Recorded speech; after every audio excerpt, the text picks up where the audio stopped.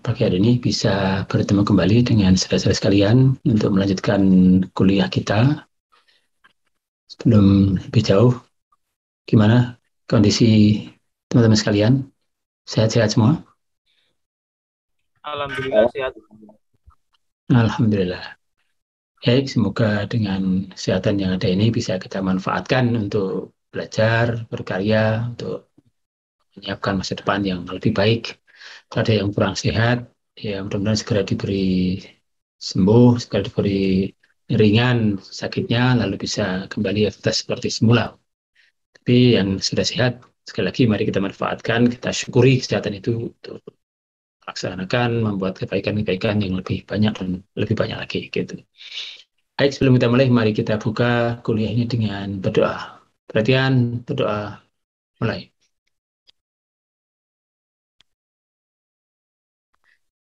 Cukup.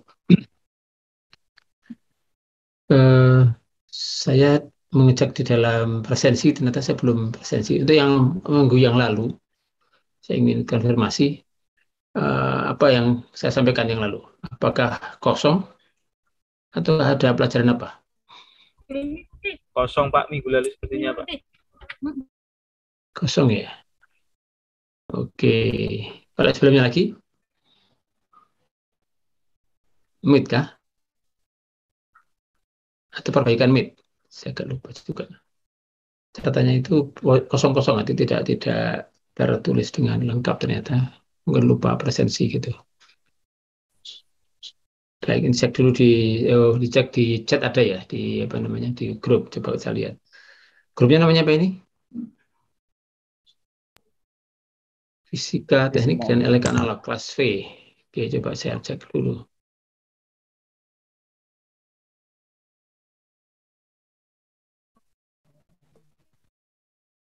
Tanggal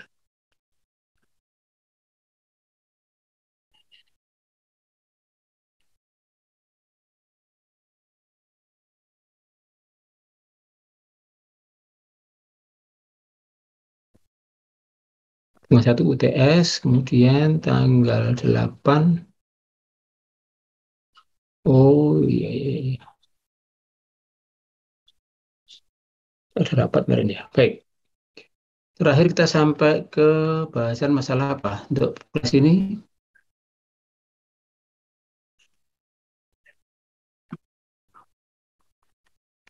Sini.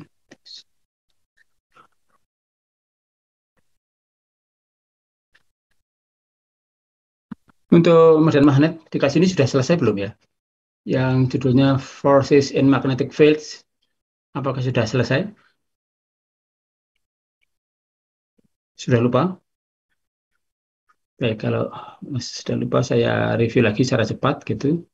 Nanti kita akan masuk ke bahasan yang berikutnya tentang induksi magnetik. Tapi karena mungkin ada kemungkinan belum tuntas, belum selesai, kita harus bahas lagi yang ini tentang induksi, tentang dan magnet. Baik, dan magnet terakhir ada di, oh ini.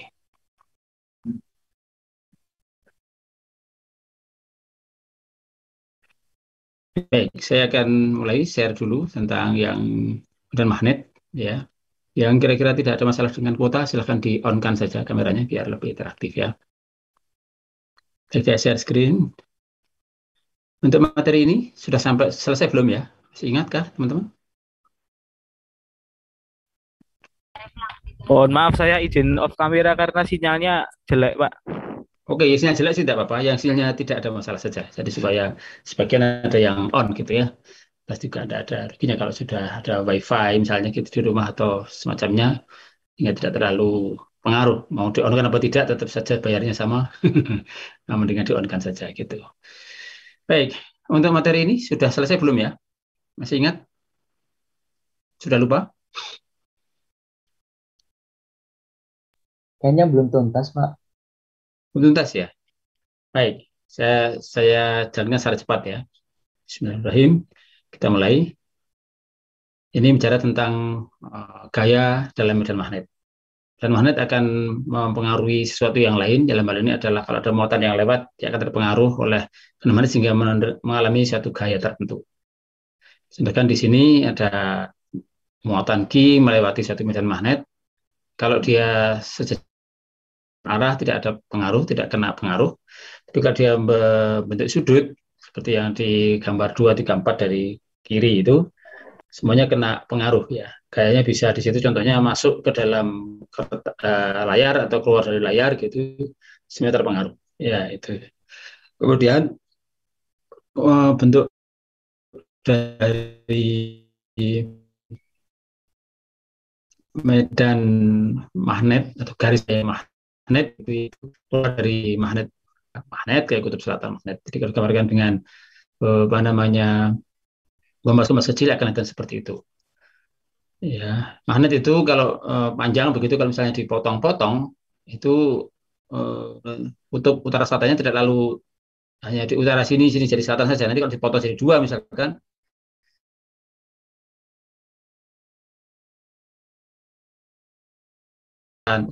spot potong magnet kecil-kecil gitu. Nah, ini kembali disampaikan di sini, kalau antara muatan positif dan negatif, misalnya besarnya sama muatannya, arahnya sama, maka akan mengalami gaya yang berlawanan. Sebenarnya di sini kalau arahnya itu kecepatan muatannya itu arah kiri bawah gitu ya. Sementara kiri bawah itu biasanya bukan kiri bawah, ini bentuk sudutnya tidak lurus kira-kira gitu ya. Apa namanya terhadap B-nya, misalnya magnetnya, dia akan mengalami gaya out of phase, keluar dari layar kita. Tapi kalau itu muatannya negatif, dia kebalikannya F into pitch masuk. Jadi kalau besarnya muatannya sama, kecepatannya sama, tapi muatannya berbeda, maka arah gayanya akan berlawanan. Ya, gaya dialami oleh muatan itu akan berlawanan. Nah, pertanyaannya, gaya itu arahnya kemana? Arahnya menggunakan prinsip tangan kanan atau skrup putar kanan atau semacam itu. Gitu. Jadi gambarnya mungkin sebaiknya kita lanjutkan seperti ini. Nah, ini mungkin dulu kalau sudah pernah ada, ini belum ada ya, ini tolong disimpan, bisa di uh, screenshot silakan. Tolong perhatikan gambarnya, kalau ada muatan ke atas, B-nya ke kanan, sorry, ada F-nya ke arah, V-nya ke arah kita, gitu ya, V-nya ke arah kita, keluar gitu, B-nya ke kanan, maka F-nya kemana? Nah, Anda bisa menggunakan tangan kanan itu, VB memutar dari V ke B seperti arah putaran jari-jari kalau kita pegang tangan kanan gitu, kita gunakan tangan kanan, kemudian B-nya, F-nya ke atas, sorry, F-nya ke atas, jadi ada V-nya ke sini, ke arah kita, B-nya ke kanan dari kita, kemudian kita putarkan VB gitu, maka F-nya akan ke atas, seperti arah dari ibu jari. Sebaliknya kalau V-nya itu masuk ke dalam kertas gitu, ya, maka kita akan ke tangan kanan juga VB gitu, maka F-nya akan ke bawah. Ini tentang arah, jangan sampai ini bingung, nanti akan terpakai terus, sekali bingung akan bingung. Nah, karena itu kalau ada yang bingung di gambar ini atau tentang masalah ini, selesaikan segera. Oke ya, lanjut ya. Nah, kemudian kalau besarnya gaya gitu, kalau langsung itu rumus Q V B sin theta. I-nya dalam kolom, V-nya dalam meter per detik, B-nya dalam, ya nanti kesatuannya ada sendiri, B-nya theta adalah sudut antara kecepatan dengan arah medan magnetnya gitu. Nah, nanti tadi kalau ya sebelumnya tadi diasumsikan V dan B itu satu bidang, maka F-nya akan tegak lurus dari bidang itu. Tapi kalau di sini dari si besarnya ada perkalian antara Q, V, B dan sin theta. Akan maksimum jika theta-nya 90. Gitu. Ini menghalang-halangi tulisan ini. Kita geser dulu. Oke, saya kira ini. Nah, sekarang di sini satuannya B itu apa? B satuannya bisa dalam Tesla, ya Tesla. Ya, jadi kalau Q-nya dalam kolom, V dalam meter per detik, maka betanya dalam Tesla. Kalau Tesla terlalu besar, bisa menggunakan Gauss. Gauss itu seperempat min 4 Tesla. Tesla juga bisa dinyatakan dengan Weber per meter persegi. Ya, itu. Saya singkat saja, cepat saja. Nah, kalau ada muatan yang bergerak dalam medan magnet itu akan mendapatkan gaya dan mengalami gaya akibat medan magnet itu, maka kalau ada arus yang bergerak dalam medan magnet atau ada arus dalam medan magnet, maka arus adalah juga muatan yang bergerak, maka akan mengalami gaya juga sebagaimana muatan yang mungkin satuan-satuan muatan atau mungkin partikel bermuatan gitu ya, sama. Ya, dikatakan since a current is simply a stream of positive charges. Jadi secara sederhana ya arus listrik itu adalah aliran dari muatan positif, muatan yang bergerak juga, tidak akan mengalami hal seperti itu. Cuma rumusnya jadinya beda. Tadi adalah IVB sin theta, ini adalah I delta L atau IL B sin theta. Dalam bentuk ini, bentuk yang diem itu IL B sin theta. Itu rumusnya sama persis dengan QVB. Gitu. Q itu muatan, V itu jarak per waktu, ya, B adalah medan magnetnya, sin theta adalah tetanya adalah sudut antara V dan B. Kalau ILB, I adalah Q per T. Tadi kan L per T menjadi V, dan ini adalah, ini karena saya tuliskan, I sama dengan Q per T, L sama dengan panjang. I adalah muatan, V adalah L per T. Jadi sama-sama sebenarnya, dimensi sama persis. Tadi yang awal itu T-nya membagi L menjadi V, kalau di sini T-nya pindah ke Q menjadi I. Q per T adalah I. Jadi sama persis besarnya, nanti arahnya juga polanya sama persis ya. Nah, kalau ada muatan, harusnya itu memang satu lilitan, satu koil yang berputar gitu, dan satu loop ya, dan itu di dalam dan magnet sedemikian rupa sehingga lilitan itu porosnya di tengah dari lilitan itu, ya nanti akan menjadi torsi. Torsi adalah gaya yang membentuk putaran gitu. Yang apa namanya? Rumusnya adalah tau sama dengan F kali R, jadi ada pengaruh R-nya juga ya, jarak jari-jarinya, jari-jari putaran itu. Kita lihat seperti ini, mungkin apakah cukup jelas. Kalau tidak jelas kita ganti gambar yang lain. Nah, ini gambar ini bisa dipahami belum? Kelihatan nggak gambarnya? Halo, gambarnya terlihat? Terlihat, Pak. Terlihat. Oke. Nah, ini ada B, medan magnetnya ke atas, B ya. Udah arusnya ini mutar gitu ya, dianggap seperti ini. Jadi semestinya kalau di realnya ada bagian yang dia akan keluar gitu ya. Ini lilitan banyak. Ini gambarnya sederhana satu saja gitu.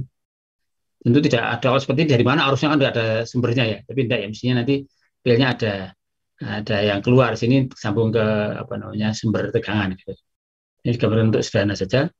Di sini ada I ke sana, I ke kiri atas, ini ada I ke kanan bawah gitu ya. Nah, sini I L B, I B, I B, I ke B, gitu kan ya, perkaliannya arahnya I B. Kalau I B kan seperti skru putar kanan, maka putar AF-nya akan menuju ke kanan atas. Dan pula yang bawah ini I-nya ke sana, B-nya ke atas. Kalau dikalikan di sini I ke B, seperti skru putar kiri, maka F-nya akan ke min F di sini ke kiri bawah. Seperti ini adalah maksimal karena sudutnya di sini 90 derajat gitu ya. Jadi I-nya tegak lurus pada B gitu ya. Baik, lanjutkan. Nah, ini agak rumit sedikit. Tapi kita lihat ke yang isi atas ini dulu. Ininya ke sana, I-nya. Ya, jadi kan sudah ketarik ke sana, berarti ini agak turun. Ini porosnya di tengah, sudah mulai agak turun. Jadi ketarik oleh F ke sana, min F ke sini gitu. Di sini masih ada arus ke sana, I, B-nya tetap ke atas, I kali B tetap ke sana, tapi terus sampai turun gitu. Seperti ini. Nah, sampai dia datar gitu. Kalau sampai datar begini, dia akan berhenti. Nah, supaya berhenti nanti ini karena menjadi dasar dari prinsip motor-motor listrik, bukan motor dengan penggerak aki bukan ya, tapi ini apa namanya pengubah dari arus listrik ke mekanik ya, motor listrik. Maka ada seperti ini supaya nanti bisa jalan terus, maka nanti ada cincin ya. Mana nih? Kursor saya mana? Nah, nanti ada kursor sehingga nanti lepas nanti akan ganti akan berbalik. Tapi kan sehingga berjalan terus. Jadi kita tunjukkan gambar yang lain. Kita menggambarkan bahwa nanti ada mekanisme supaya nanti bisa bergerak terus, tidak hanya dari tegak ke datar gitu ya. Itu yang seperempat putaran saja. Tapi dengan dipasang sedemikian rupa ada cincin komutator yang terpisah, itu nanti akan bisa membuat dari arus searah bisa mutar terus gitu. Nah, ini gambarannya seperti ini, kita lihat. Kelihatan juga ini gambarnya?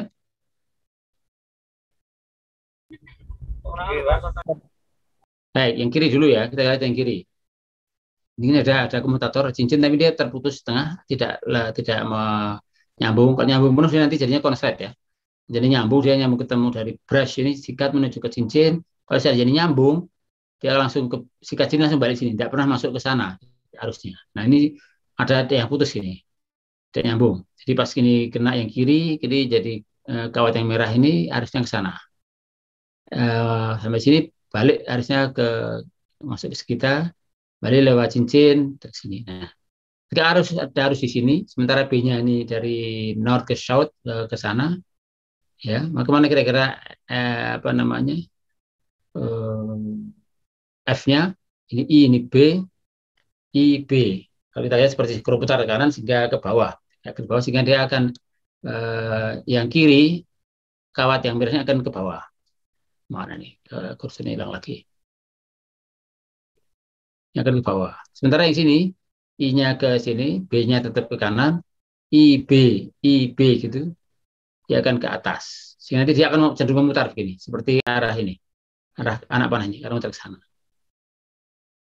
Terus ini sistem yang lupa ini I-nya yang merahnya akan turun sampai seperti ini, sampai ke bawah, birunya ke atas. Nah, sebenarnya sampai seperti itu nanti cincinnya ini akan mutar, akan berpindah. Yang tadi mengalirkan arus ke sana itu menuju ke yang merah, tetapi ke sini nanti pindah. Nah, sebenarnya seperti ini, sehingga yang merah nanti ketemu yang sini, yang biru ke sini, sehingga arah harusnya jadi begini. Jadi merahnya ke arah sana, saya di sini stop karena nggak ada arus yang lewat. Di sini dia akan balik ke sini. Nanti kalau diperhatikan ini sana ini nanti akan lagi turun lagi, ini akan naik lagi. Ini nanti akan terus muter terus gitu. Karena ada cincin yang terpotong ini. Yang terus menerus berputar dengan kecepatan tertentu. Sampai di sini ada pertanyaan untuk gambar ini dulu. Ini prinsip dari motor DC. Cukup jelas? Halo? Oke, Pak. Oke, terus ya. Nah, sekarang ini ganti subbab atau ganti bab sesungguhnya. Nah, ini sekarang tentang sources of magnetic fields. Jadi sumber-sumber dari medan magnet. Medan magnet diakibatkan oleh magnet sehingga muncul ruangan sekitarnya terpengaruh oleh magnet tersebut. Tapi ada juga magnet yang itu sifatnya sementara yang muncul yang pertama karena pengaruh adanya arus listrik.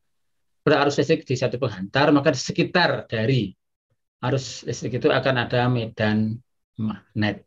Arahnya kemana? Arah seperti aturan tangan kanan tadi, arah arusnya sesuai arah ibu jari, maka arah apa namanya medan magnet seperti arah dari jari-jari yang lain, dia akan memutari gitu. Ya. Sebaliknya kalau ini mutarnya arusnya adalah memutar, ya ini saya lihat perbagian. Kalau di sini dia akan mengarah ke sana, seperti tangan kanan tadi. Kalau dia apa namanya ke bawah, dia akan seperti ini. Sehingga nanti dia di tengah akan lurus, saya pikir dia akan melengkung seperti ini. Jadi di sekitar arus akan ada medan magnet. Ini dulu bisa jadi ramai ketika ada arus yang besar, tegangannya besar, lalu kita di dekatnya itu terkena pengaruh medan magnet mestinya. Seberapa pengaruhnya itu jadi ramai. Anda pernah dengar istilah sutet? Pernah dengar? Pernah, Pak. Nah, Pak. Apa itu? Apa itu? Singkatan apa? Saluran utama transmisi tegangan tinggi. Utama, saluran utama. E-nya apa? Tegangan tinggi, hanya gitu. Saya tahu saya E-nya itu ada tambahan ekstra tinggi, gitu. Karena sangat-sangat tinggi. Berapa tegangannya yang sutet itu? Ada yang tahu? 500 kV. Berapa? 500 kV kan Berapa? nggak salah. 5. Depannya berapa? 500 kV.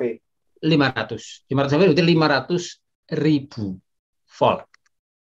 Sangat tinggi. Sangat tinggi ya. Jadi di yang masuk rumah 220, ya sedikit di atasnya itu 20.000, ini 500.000. Kalau Anda lihat yang di kereta listrik, Anda tinggal di mana, Mas? Kereta listrik itu pakai DC tapi itu berapa volt? 1.500, Pak.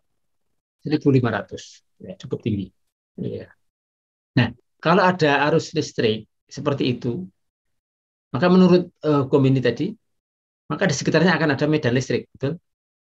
V sama dengan mu 0 I per 2 pi R. Ini adalah jarak dari kawat itu ke titik tertentu, dia akan mengalami gaya mengalami ada medan magnet sebesar B gitu. Gantung I dan R. Mu 0 itu tetap 2 pi ya, seperti itu 2 pi angka. Nah, kalau itu arusnya besar gitu terus pengaruhnya apa ya pada kita, pada alat-alat kita dan seterusnya. Sehingga beberapa daerah menolak untuk dilewati jalur itu gitu, karena khawatir akan mengganggu kesehatan, mengganggu alat-alat dan sebagainya. Tapi tidak tahu persis sebenarnya seperti apa pengaruhnya, karena penelitiannya pro kontra gitu, tidak tahu. Penelitian kok pro kontra sih sebenarnya salah satu ya, karena ini fakta lapangan, tapi kok bisa beda gitu, angkanya gitu ya, yang menarik. Baik, ini tentang arus listrik sekitarnya mungkin medan magnet. Lanjut. Demikian pula kalau lilitan, dibuat lilitan, tidak berupa garis apa, tidak berupa konduktor yang lurus, tapi dibuat melilit, lilitan gitu, maka akan ada di tengahnya itu medan magnet dan arah seperti itu di gambar C itu ya. Di arahnya seperti arah tangan kanan juga, kalau mutarnya ke sana seperti mengikuti jari-jari, maka arah dari medan magnet akan keluar dari arah ibu jari. Gitu. Ya, kalau lilitannya ke sana, harusnya dia akan ke sana. Gitu. Nah, itu akan menjadi lebih kuat kalau di tengahnya diberi bukan hampa, tapi diberi bahan tertentu. Disebut ferromagnetik, saya akan memperkuat B-nya. B-nya akan jadi lebih besar. Kemudian kalau toroid, kalau lilitannya itu dibuat memutar, maka medan magnetnya akan ada di dalam, di tengah-tengah, tidak keluar ya, tapi di tengah-tengah apa namanya lilitan itu terus, karena dia tidak keluar. Kalau yang atas ini, yang sedang lilitan dia keluar, dia yang masuk, dia yang keluar gitu. Jadi seperti magnet jadinya. Ini jadi magnet sementara. Bisa dipakai untuk jadi ya seperti magnet ya, magnet sementara. Seperti kalau yang toroid ini, dia elemennya akan di dalam, tidak keluar, hanya di dalam saja. Ya. Oke, itu tentang sumber-sumber medan magnet yang beberapa yang kita saya tunjukkan. Oke, nah arahnya seperti tadi sudah bisa digunakan tangan kanan tadi ya. Kalau arusnya lurus, arusnya ikuti jari, maka B-nya mengikuti arah jari-jari yang lain. Kalau arusnya mengikuti arah jari-jari, maka medan magnet akan mengikuti arah ibu jari. Gitu kira-kira seperti itu. Untuk yang tangan kanan. Nah, nanti akan menjadi lebih besar pengaruh B-nya itu kalau di tengahnya itu untuk toroid, solenoid itu diberi bahan yang nanti ferromagnet yang menguatkan uh, medan magnet. Lanjut, magnetic moment ini terkait dengan torsi, gitu ya. Magnetic moment of a flat current carrying loop. The magnetic moment is a vector quantity along field. Nah, ini nanti kita lihat di berikut saja. Nah, kalau kita ingin lihat satu titik tertentu, kemudian di dekatnya ada medan, ada kawat yang dari arus, maka setiap elemen dari kawat panjang itu berpengaruh pada titik P, mempunyai pengaruh eh, menimbulkan medan magnet pada titik P. Rumusnya pakai rumus filsafat itu terminal I delta L. Jadi L-nya itu sedikit itu sudah L-nya masing-masing punya andil terhadap yang dirasakan di titik P, B yang dirasakan di titik P gitu. Oke, saya kira itu. Kemudian lainnya adalah soal-soal. Soal ini mana sudah dicoba belum?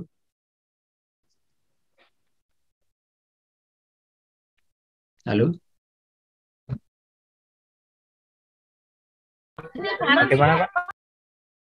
Soal ini sudah pernah dikerjakan?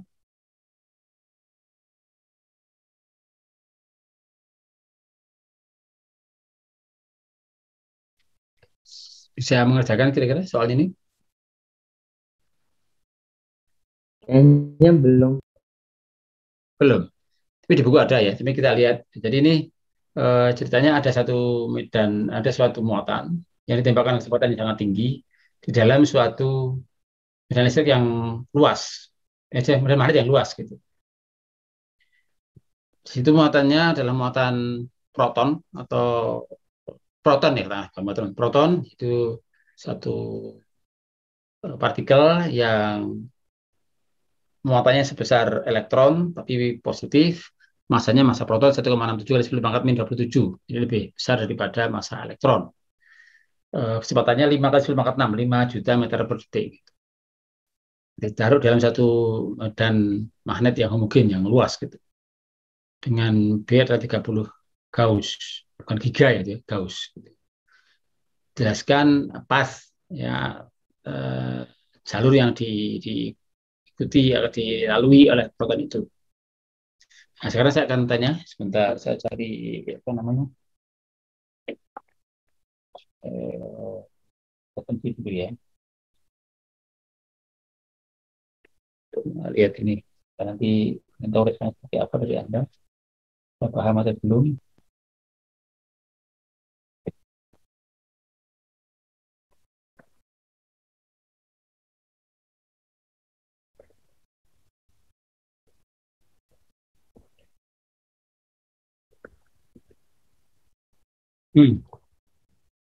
Mana nih?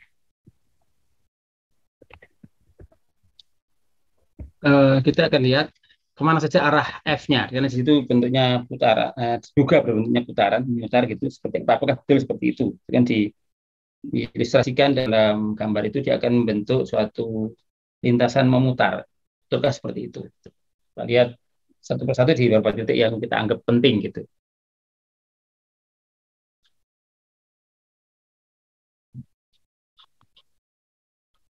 Sebentar, 25.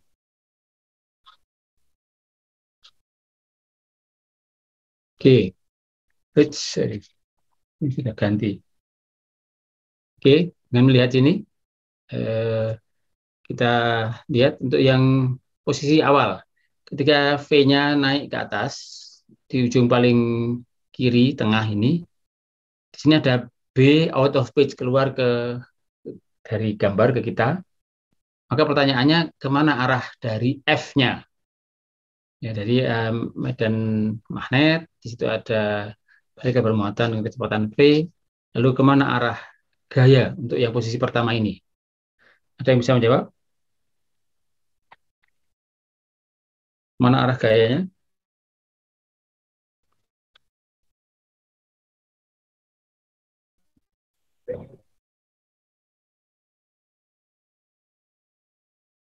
Baik, saya panggil ya salah satu itu. Febriani, ada? Hadir, Pak. Ya.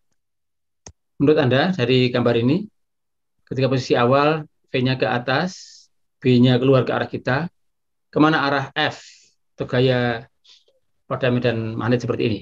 F-nya kemana? Yang akan mempengaruhi gerakan dari V. F-nya kemana di sini, dalam titik ini?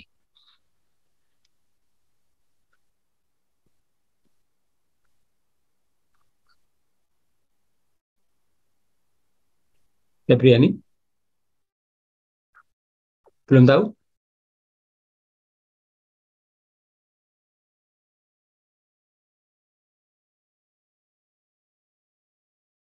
Pindah ke orang lain?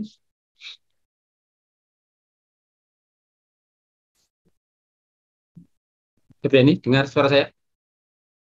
Bisa, Pak. Febriani, halo? Oke, saya ganti yang lain ya. Saya lanjutkan coba yang lain. Noval Paras Haryono, ada?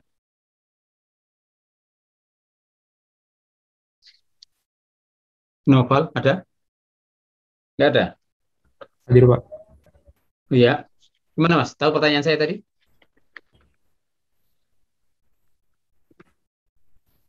Yang dicari F ya, Pak?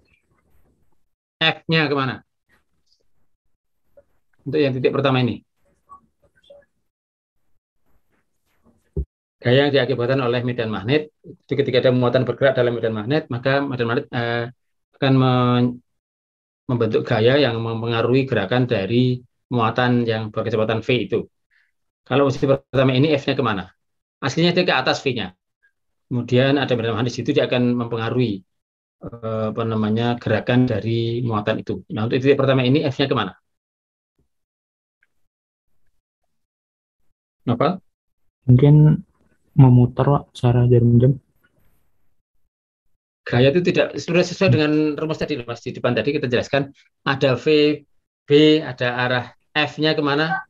Enggak ada kan arah memutar gitu, enggak ada kan? Iya. Ingat kan? Di depan tadi sudah jelaskan? Ikut enggak ikut dari awal tadi?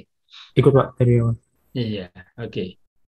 Arahnya kan lurus-lurus, tidak ada arah memutar itu kan enggak ada. Belum tahu?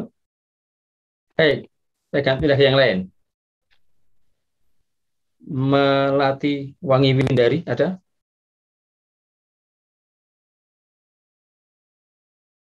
Melati? Enggak ada? Hadir, Pak. Oh, hadir. Gimana jawabannya? Eh, normal nggak sih, Pak? Loh, saya tidak bicara normal apa tidak normal. Arahnya kemana? Eh, Ke kiri, ke atas, kanan, bawah, kira-kira gitu kan? iya, ke kanan nggak, Pak? Loh, saya tanya Anda kok tanya Anda? Jawabannya yang mantap, Mbak. Masih bingung juga, Pak.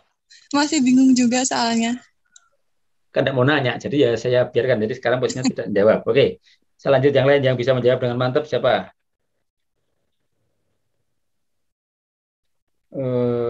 Muhammad Fitian Fadilah ada? Hadir, Pak. Oke, kemana Mas arahnya? F-nya? Posisi yang paling kiri itu, yang paling awal ini, F-nya ke arah mana? 1, 2, 3, belum bisa? Iya, Pak, belum bisa, Pak. Tidak mau nanya dari tadi. Oke, lanjut ke yang lain sekarang. Coba Hari Kurniawan ada? Ada, Pak. Ya, mana F-nya Mas? Arah F-nya kemana?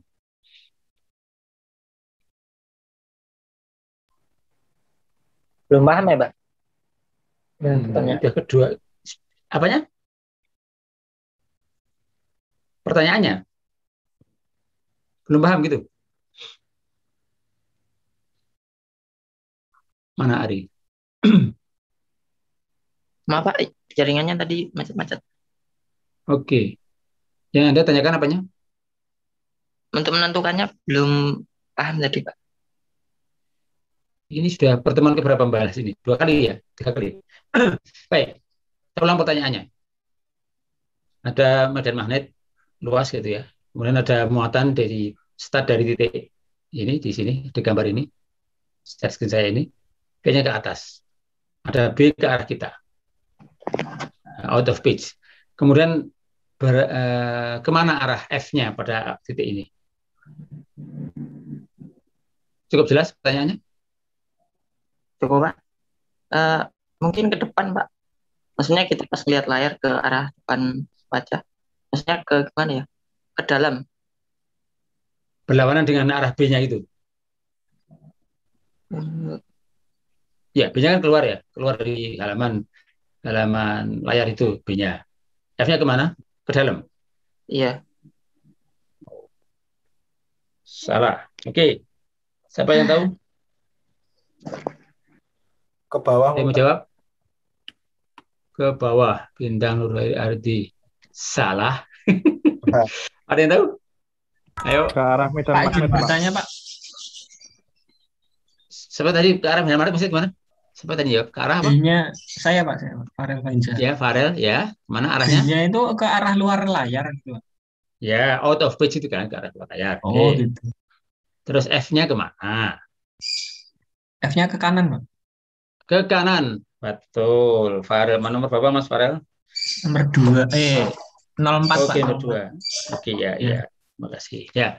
Jadi Anda ikuti pola aturan tangan kanan atau skrup putar kanan. Jadi V-nya ke atas, B-nya ke arah kita, gitu ya.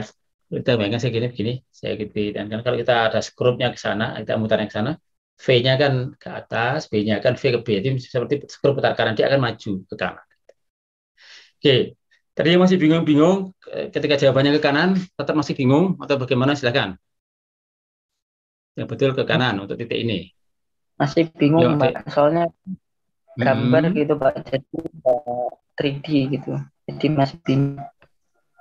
Ya, ya memang. Tapi kan di mana-mana buku ya begitu. Kalau nanti dikasih, tadi kan sudah sebenarnya saya kasih gambar juga tadi yang berapa tadi ya, dengan ya tetap nih, karena kita tidak tidak luring ya tetap apa namanya, Anda yang mentridikan ya tangan Anda itu tidak bisa kan saya apa namanya, kalau ketemu langsung mungkin, tapi tetap aja ya tetap saya pegang tangan Anda ya Mas, pegang tangannya Anda, V-nya kemana, B-nya kemana. Jadi kalau kita baik ke sebentar ya, ke saya mundur dulu slide-nya ke gambar tadi, sebentar. Mana kemudian ada tangannya tadi. Nah ini, V-nya ke atas, B-nya ke kita. Ini sekarang di sini V-nya ke kita, B-nya ke kanan, gitu kan. Nah tinggal mana V, mana B, lalu arah putarannya adalah arah dari V ke B. Ini gambar ini, Mas Ari dulu. Paham enggak ini? V-nya ke sini, B-nya ke sana, gitu. Arah putarannya adalah V ke B. Makanya seperti skrup putar kanan. Kalau skrup putar kanan, maka dia akan maju ke arah F ini. Gitu. Nanti tinggal dikembalikan ke gambar yang tadi. Dari V ke B itu mutarnya seperti apa, nanti arah majunya kemana gitu. Anda pakai tangan Anda boleh, jadi saya tidak bisa memaksa Anda untuk harus bayangkan full ya, pakai tangan boleh saja, tidak masalah. Bawa skrup ya boleh gitu, tidak masalah supaya bisa memahami itu. Gimana Mas Ari? Kalau ada apa sampai sini paham sih, Pak. Cuman pas ada soal, nah itu bingung arahnya kemana. Oke, kan tinggal ya. Jadi memang ini sekali lagi memang tidak semua orang sama bisa memahami dengan cepat dan tidak ya. Dalam istilah tes IQ itu ada istilah tes tentang pandang ruang seperti ini, ada tes apa? Bukan tes IQ tapi tes, ya ada juga sih tes IQ ya. Di tes potensi akademik gitu ya. Ada bahasa, ada hitung-hitungan, ada pandang ruang. Itu masih yang pandang ruang. Jadi kita bagaimana berpikir yang abstrak, yang membentuk ruang tapi ada di kepala kita. Realnya gambarnya cuma 2 dimensi, tapi kita bayangkan jadi 3 dimensi gitu. Nah, kalau V ke B, kita kembali ke soal ya. Ini V ke B arahnya maju seperti kalau kita muter skrup dari V ke B gitu. Oke, saya kembali ke soal. Mudah-mudahan masih bisa.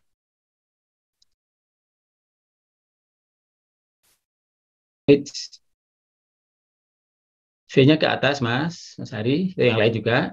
B-nya ke kita. Jadi kita bayangkan V-nya ke atas, V ke B.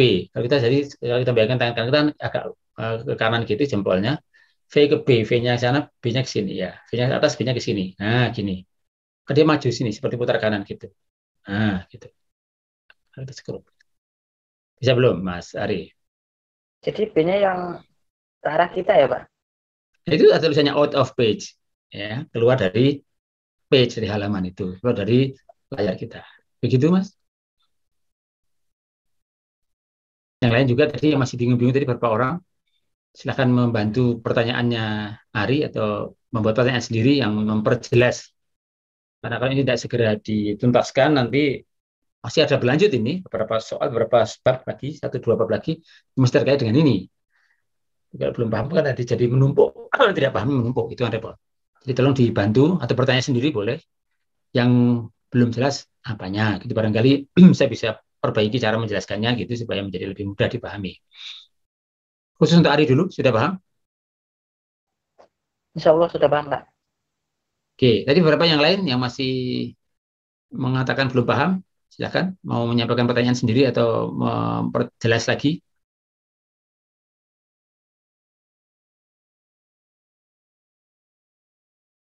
Kalau diam gimana? Sudah paham atau belum kira-kira? Kalau belum silakan tanya saja, tidak masalah. Ayo. Jadi ada siapa? Melati, Muhammad Fitian, Noval Faras. Tadi beberapa tadi saya tanya tidak menjawab. Sekarang mau bertanya? Mumpung belum ujian, kalau sudah ujian tidak ada kesempatan bertanya, langsung dinilai. Izin bertanya, Pak. Silahkan. Itu untuk posisi gambarnya itu seperti apa tuh? Itu kok out of page itu ke kanan itu berarti itu kita itu lihat dari bagian atas atau bagaimana ini, Pak? Enggak. Yang out of page itu B-nya. Yang ke kanan itu F-nya. Beda-beda tuh, Mas. Oke. Ya. Jadi kalau V-nya ke atas, B-nya ke arah kita. Kita bayangkan seperti apa? Gini ya. V-nya ke atas, B-nya ke arah kita. Tapi kita mutarnya dari sini. V ke B soalnya. Jadi seperti itu skru putar kanan. Kalau dari V ke B kan mutarnya begini. Bayangkan gitu ya. Oh, berarti ini searah jarum jam kalau dilihat dari sini. Nah, VB. Jadi VB dia akan maju gitu. Maju berarti dalam kasus dari titik awal ini dia ke kanan. Oke, siap Pak. Terima kasih, Pak. Alhamdulillah. Ya, oke. Cukup ya. Lanjut. Kan dia karena dia arah F-nya ke kanan, maka yang semula ke atas ya dia kan ada pengaruh ke kanan, sehingga kan mau sedikit akan belok gitu. Jadi tidak ada gaya langsung memutar, enggak. Gayanya itu ke kanan, tapi masih ada gaya ke atasnya kan ini, karena F itu adalah vektor. Nah, dia akan terpengaruh sedikit-sedikit, dia akan mulai melengkung akhirnya gitu. Nah, bukan karena gerakannya awalnya melengkung, tidak. Awalnya dia lurus ke atas, ada gaya kan sehingga akan melengkung. Nah, sampai di atas di sini, ya, dia cenderung aslinya dia harusnya ke kanan gitu. Tapi di sini masih ada medan magnet. Jadi V-nya ke kanan sekarang, B-nya keluar gitu. Sekarang F-nya kemana? Untuk posisi yang paling atas ini. Saya mau jawab? Gimana tadi, Pak? Iya, sekarang ya saya tengahkan posisi paling atas. Posisi paling atas di sini, silakan sudah di sini. Dia mesti akan lurusnya ke kanan ini, V-nya. Tapi kan masih ada pengaruh B yang keluar dari layar itu. Dia akan terpengaruh gaya lagi. Gitu. Gayanya kemana sekarang? Paham pertanyaannya? Halo? Masih agak kurang jelas, Pak. Ya, Pak. Oke, saya ulangi. Jadi pertama V-nya di sini, dia ke atas. Q-nya di sini, V-nya ke atas. Ada B ke arah kita, dia akan pengaruh gaya ke tengah, ke kanan. Gitu. Sehingga sedemikian rupa, karena dia gaya kanan itu ada terus, dia akan melengkung jadinya lintasannya. Sampai di sini, ya, dia maunya kan lurus ke sana gitu. Kan sudah sesuai dengan F-nya tadi kan? Ya, karena dia akan cenderung kanan gitu. Sudah sama toh? Sudah habis ke sananya, tinggal kanan saja. Nah, pas satu ke kanan ini, masih ada pengaruh B lagi. B-nya masih ada, karena B-nya luas ya. Tidak hanya di sekitar titik awal saja, tapi luas gitu. Maka dia akan kena pengaruh lagi oleh B. Nah, sekarang pada posisi paling atas, yang aslinya V-nya itu maunya ke kanan, V-nya mau ke kanan nih. Ya, sesuai dengan F yang terakhir tadi kan, ini ke kanan. Kemudian dia ada pengaruh B yang B-nya keluar ke arah kita. Sekarang kemana arah F pada posisi paling atas ini? Cukup jelas pertanyaannya? Ke bawah, Pak. Siapa nih? Jawab. Febriani. Febriani. Oke, sudah paham ya? Oh, tadi belum sempat menjawab. Oke, tidak masalah. Tidak salah atau benar. Artinya ingin tahu saya seberapa Anda paham baik. Jadi arahnya ke bawah karena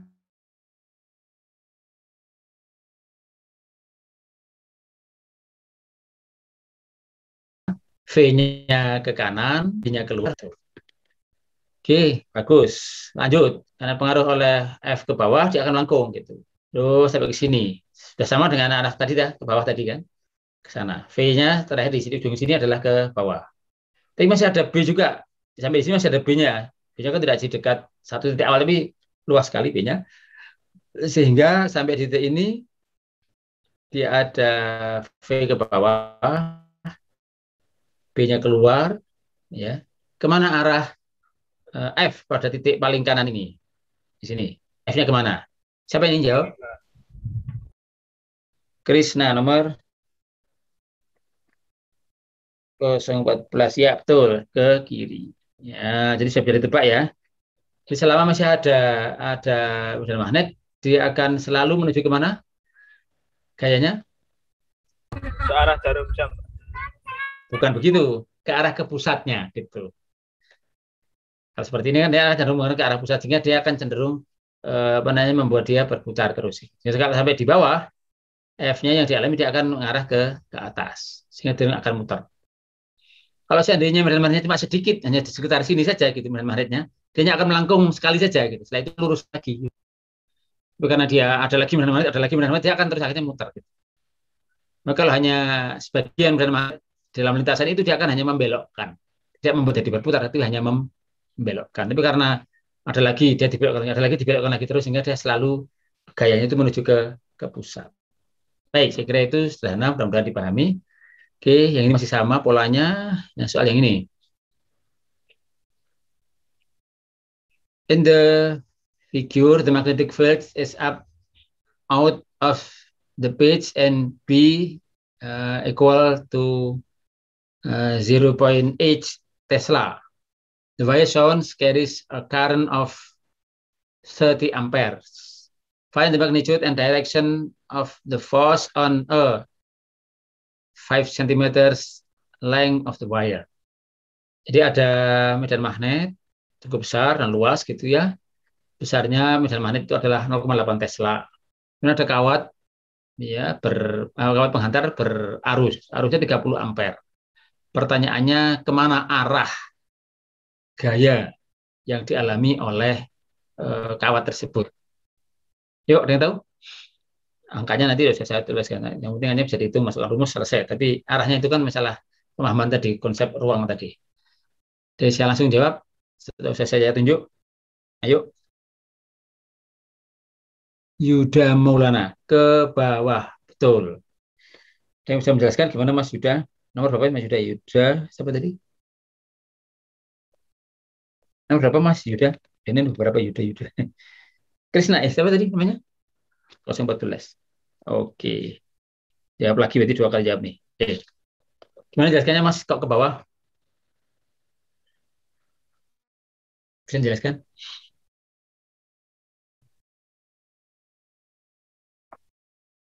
Halo? Krisna, bisa menjelaskan lagi?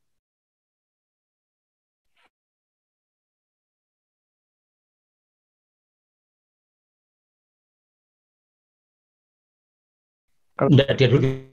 Dia jawab kok. Oh, ya sudah, satu. Si Krisna dulu. Gimana Krisna bisa menjelaskan? Halo? Bella? Mana?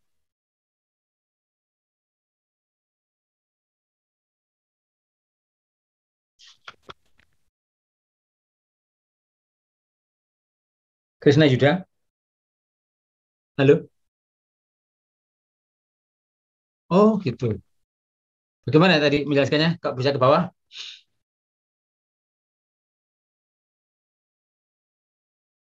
Oke. Aha.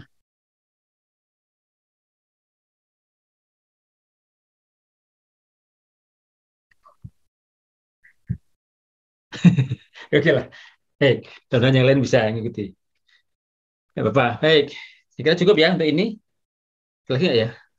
Ada sih sebenarnya yang lain, tapi belum saya tuliskan di sini terkait dengan contoh, untuk saya stop dulu ya. Terkait dengan contoh untuk yang kedua. Itu ketika ada arus dalam satu kawat, jangan melakukan medan magnet. Dan magnet bisa sekitarnya ada kawat lagi.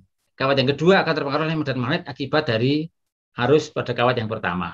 Nah, itu nanti bisa menjadi satu soal yang lagi gitu ya. Bagaimana kalau ada 2 kawat berarus didekatkan gitu, maka masing-masing akan saling memberikan gaya kepada yang lain. Nah, itu menarik jadi soal. Baik, kita belum presensi, nanti supaya tidak lupa saya presensi dulu aja ya. Ini agak lupa nanti kalau tidak diprioritaskan gitu. Baik. Sekarang tanggal berapa ini? 15 ya, betul. Tolong dijawab ya yang hadir. Febriani Nur Aziza. Hadir, Pak. Farel Fahinsa. Hadir. Bintang Nur Khairi Ardi. Hadir, Pak. Alika Dwi Rahmadania. Hadir, Pak. Farhan Prasetyo. Hadir, Pak. Hengki Wildan Noviana. Hadir, Pak. Ahmad Farid Gimnastiar. Hadir, Pak. Krishna Yuda Maulana. Ada tadi, ayo mana? Tanzila Bagus Ramadan. Hadir, Pak. Syahrial Dani Wibowo. Hadir, Pak. Adi Yoga Rizky Segara. Hadir, Pak. Zaki Nugraha. Hadir, Pak. Zakaria Umar Wijaya. Hadir, Pak. Aldi Febrianto. Hadir, Pak. Agung Budi Wibowo. Hadir, Pak. Ari Kurniawan. Hadir, Pak. Brazen Rendian Saputra. Hadir, Pak. Muhammad Iksan Dwihanto. Muhammad Iksan. Oh, lupa, maaf. Jadi perhatikan. Kemudian Yoga Pratama Arianto. Hadir, Pak. Noval Faras Haryono. Hadir, Pak. Muhammad Fitian Fadilah. Hadir, Pak. Teguh Arroyan. Hadir, Pak. Arroyan. Muhammad Hafidz Nur Ramadan. Hadir, Pak. Aditya Aryuda. Hadir, Pak. Yuda Febrian. Hadir, Pak. Kita Fani mundur ya. Kemudian Rashid Ammar Yahya. Hadir, Pak. Muhammad Ibrah Zaluli. Hadir, Pak. Rizky Ramadan. Hadir, Pak. Arik Rifki Kurniawan. Hadir, Pak. Noval Indra Ardana. Hadir, Pak. Bagas Suryo Wibowo. Hadir, Pak. Elizabeth Juniarti Sirait. Hadir, Pak. Elsinta Adelia Risti. Hadir, Pak. Muhammad Zaki Al-Haidar. Hadir, Pak. Melati Wangi Windari. Hadir, Pak. Terakhir ini mundur ya. Baik, siapa yang belum dipanggil? Itu tadi saya panggil nggak ada. Nggak ada ya, masuk semua. Wah, alhamdulillah hebat nih, masuk semua. Oke. Baik. Tentang soal yang tadi saya sampaikan, contoh soal yang ada di buku mungkin saya kira bisa dicoba dibuka, yaitu yang ketika ada dua kawat ya, dua kawat berdampingan gitu, kemudian masing-masing ada aliran listriknya, maka itu akan saling berpengaruh, akan saling menarik atau saling menolak gitu ya, tergantung dari arah dari arusnya gitu. Itu terkait namanya dengan soal tentang kawat yang berdampingan gitu. Seperti dalam buku ini saya share screen coba sedikit ya, mudah-mudahan kelihatan. Kita lihat. Saya belum bisa bedakan ke slide ya. Kelihatan? Soal 317. Gambar 315. Ada dua kabel paralel panjang yang terpisah berjarak 10 cm. Masing-masing ada arusnya 6 ampere dan 4 ampere. Hitung atau cari gaya pada 1 meter panjang kawat ya, dengan kawat D jika arusnya searah dan jika arusnya kebalikan gitu. Nah, nanti kalau Anda perhatikan, Anda perhatikan masing-masing punya pengaruh. Jadi C ya, kawat C itu ada arus ke atas gitu, maka dia akan ada medan magnet putar seperti kalau C-nya itu sebagai arah ibu jari, maka arah dari dari medan magnetnya akan dari dalam ini keluar, pas pada tengah-tengah dia masuk. Di tengah-tengah dia masuk ke dalam. Tapi di sini keluar sini, pas di sebelah kiri kawat C dia akan keluar dan magnetnya, tapi pas di sebelah sini dia akan masuk. Pengaruh dari C. Demikian pula dalam kawat D. Ya, B-nya seperti apa? B-nya akan mutar seperti ini, pas dari dalam dia keluar, pas dari sini dia akan masuk. Sehingga di sini dia akan berlawan. Nah, masing-masing itu B-nya seperti itu, maka di sini ada ada I, ada B, maka F-nya kemana? Nah, nanti sebaliknya, nanti bisa dicari, sehingga nanti kesimpulannya, Anda lihat, kalau arisnya sejajar, maka akan ada gaya saling tarik-menarik, akan cenderung menarik dua kapal tadi mendekat. Kalau arah arusnya itu searah. Tapi kalau arah arusnya berlawanan, maka gayanya akan saling menolak, gitu, saling menjauh. Ini bisa dicoba nanti di dalam soal yang ada di situ. Tapi tidak kita cobakan sekarang, silakan dicoba sendiri. Baik, saya kira itu ada beberapa soal di sini. Nanti kalau ada waktu silakan dicoba. Nanti barangkali ada yang keluar di ujian. Karena kita belum keluar ujian untuk masalah ini. Baik, sampai di sini dulu. Ada yang mau tanyakan? Saya mau siap-siap ke bab berikutnya. Tapi sebelum pindah ke bab berikutnya, kalau ada yang masih belum jelas di bab ini atau di slide yang tadi kita bahas, silakan ditanyakan sekarang. Monggo. Kalau tidak ada, berarti saya anggap cukup. Saya jalan ya. Lanjut ke materi atau ke slide berikutnya, pada bahas tentang bab berikutnya. Cukup?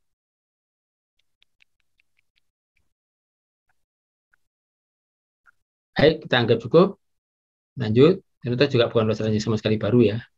Kita bisa belajar sendiri juga. Kalau cari yang bahasa Indonesia juga banyak. Ini memang saya sengaja pakai bahasa Inggris seperti dulu saya sampaikan. Tapi seandainya nyari yang bahasa Indonesia juga banyak. Kok nggak nyari ya itu urusan Anda. Artinya bisa dicari. Baik, saya akan, lupa belum dari tadi belum direkam ya. Baiklah, meskipun terlambat kita akan coba rekam saja. Mana tadi untuk merekam? Ini ketutupan ini ya. Sebentar.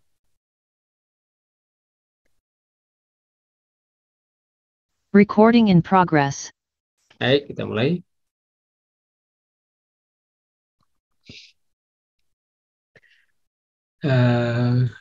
GGL induksi dan flux magnet. Jadi gambar sini ilustrasinya menggunakan gambar GIF atau yang seperti video gitu ya. Jadi menunjukkan ada medan magnet membesar mengecil pada lilitan gitu, maka menimbulkan arus pada lilitan itu. Gitu. Jadi kalau ada flux ya, fluxnya itu membesar mengecil atau banyak sedikit gitu pada suatu lilitan tadi bisa menghasilkan arus listrik. Nah itu. Jadi ada lilitan, lalu ada magnet mendekat menjauh begitu, kira-kira dia akan menghasilkan listrik. Ini sangat hemat. Jadi kalau Anda mau buat charger yang mekanik itu bisa sebenarnya. Ini pernah ada beberapa tempat itu ada yang jual. Waktu itu mau beli kok malas, tapi sekarang jadinya saya pikir menarik juga. Jadi kita mungkin pakai seperti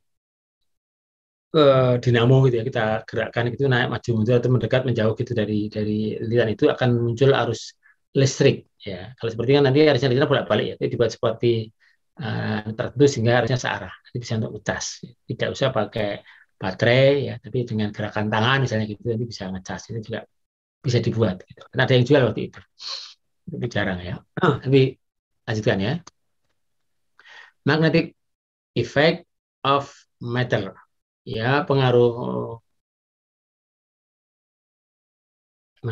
magnetik dari materi, dari bahan gitu ya. Most material have only a slight effect on a steady magnetic field. To explore that phenomenon further, suppose that a very long solenoid is located in vacuum. Suppose that with a fixed current in the coil, the magnetic field at a point inside the solenoid is B0, where the subscript 0 stand for vacuum.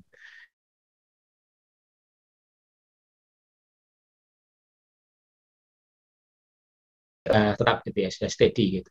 Itu menggambarkannya bisa digambarkan seperti ini. Ada suatu lilitan panjang gitu diletakkan di dalam vakum. Gitu. Kemudian ada suppose that with a fixed current in the coil, ada arus tetap dalam coil yang menghasilkan medan magnet di ujung solenoid itu sebagai P0 gitu. Di ada lilitan, di ruang hampa, dialiri arus. Maka dari lilitan itu akan keluar ada suatu medan magnet gitu. Nah, kemudian di tengah solenoid itu, lilitan itu diberi materi tertentu gitu.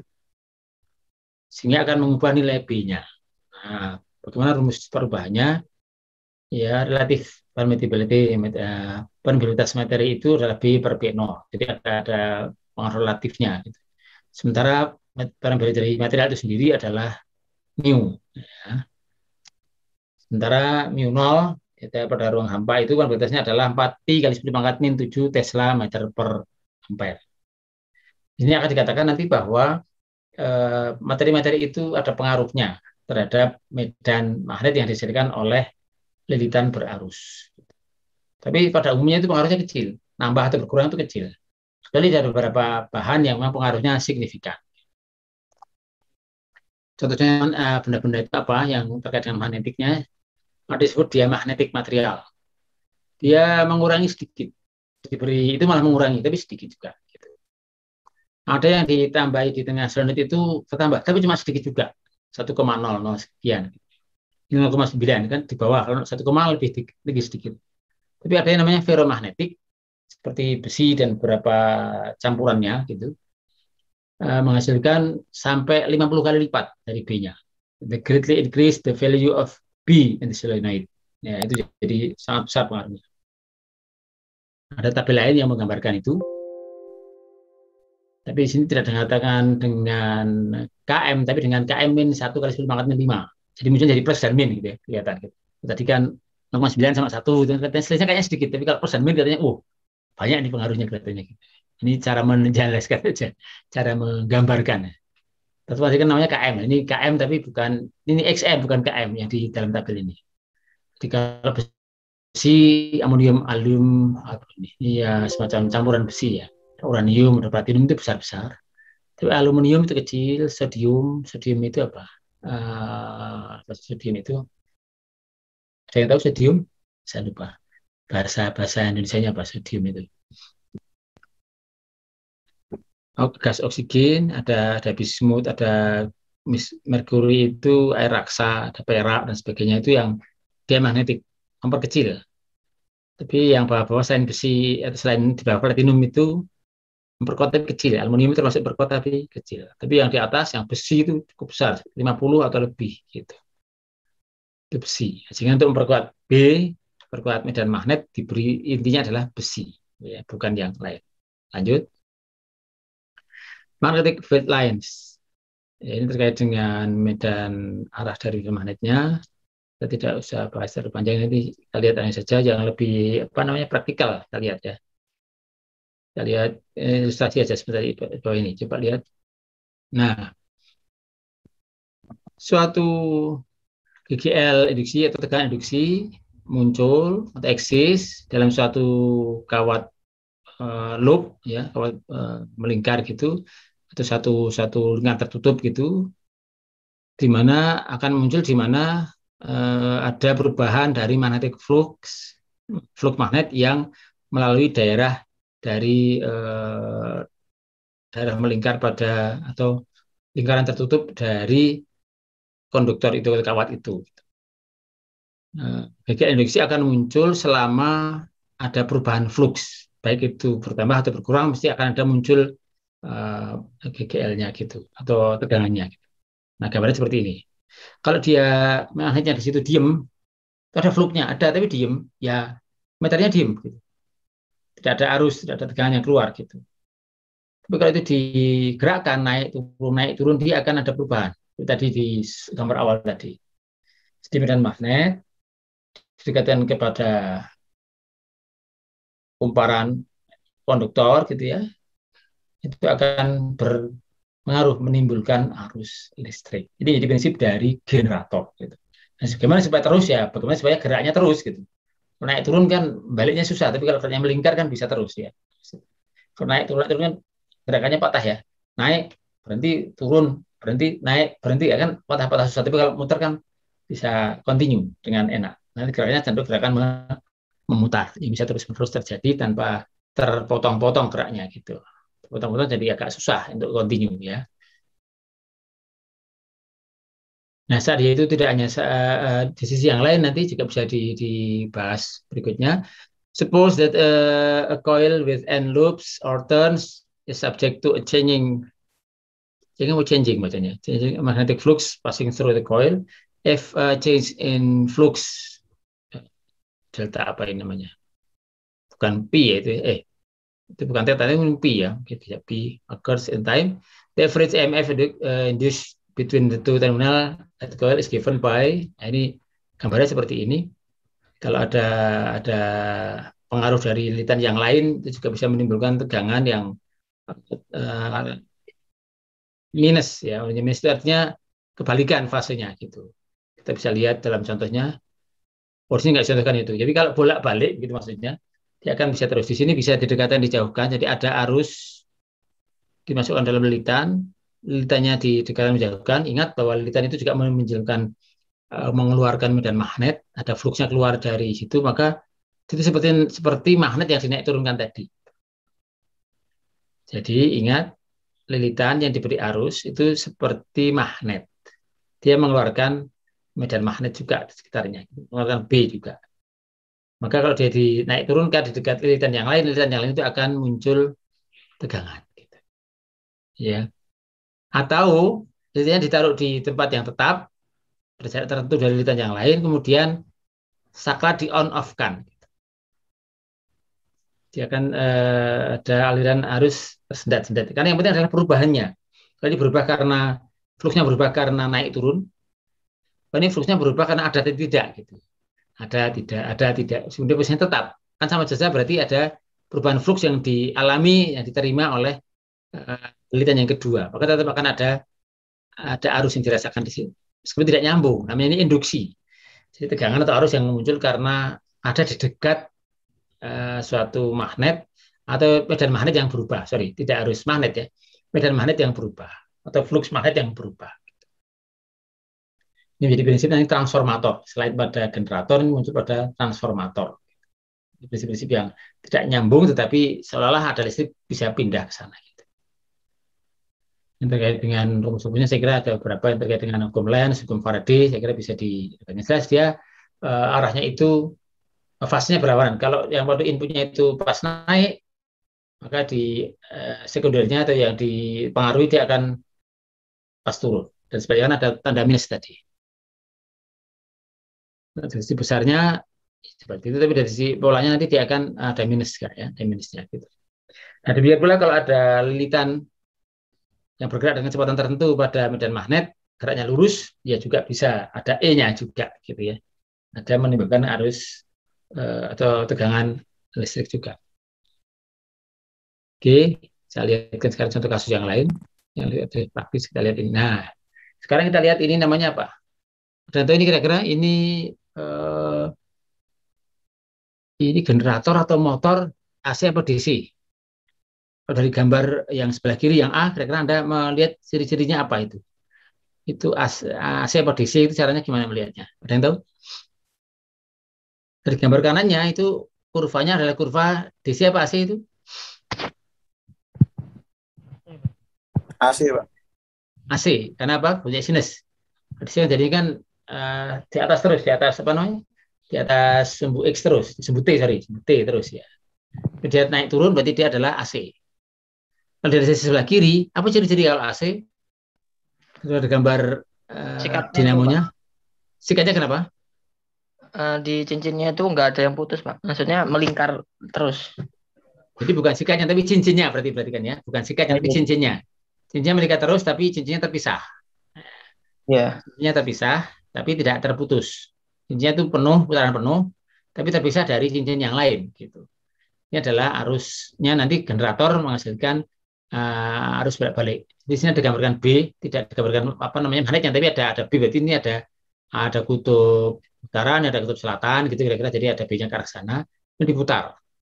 Putar pakai tangan, putar pakai apa namanya pengaruh angin, pengaruh air dan sebagainya terserah. Tapi ini muter. Gitu. Kalau lebih banyak ini berarti tidak hanya satu kawat, tapi banyak kawat yang dililit tengkar. Gitu ya. Dia akan menimbulkan beda tegangan di antara ujung-ujung ini. Ya. Tapi polanya berjalan naik turun seperti ini, tidak tetap karena dia mengikuti pola apa namanya sinus gitu. Nanti dari posisi sudut pada apa namanya lilitan yang melewati pada medan magnet itu. Baik, yang kedua, nah ya seperti ini. Ini adalah generator DC. Kenapa? Kalau di gambarnya yang kanan ini dia tidak pernah ke negatif ya. Dia naik maksimal turun. Naik lagi maksimal turun. Ya, tinggal diperhalus dia akan menjadi seperti DC. Itu DC persis ya. Jika masih ada gelombang-gelombang gitu ya. Nah, sisi yang lain sebelah kiri ini adalah ada satu komutator saja, tapi terpotong, tidak penuh. Sehingga nanti ada arahnya ke sana, kemudian berhenti, mengecil, balik lagi itu, sehingga dia kecil, membesar lagi, maksimal, turun, kecil, terus gitu. Itu namanya generator listrik DC, gitu ya. Sederhananya seperti itu, skema sederhananya. Oke. Nah, ini yang tadi yang terakhir yang menggeser.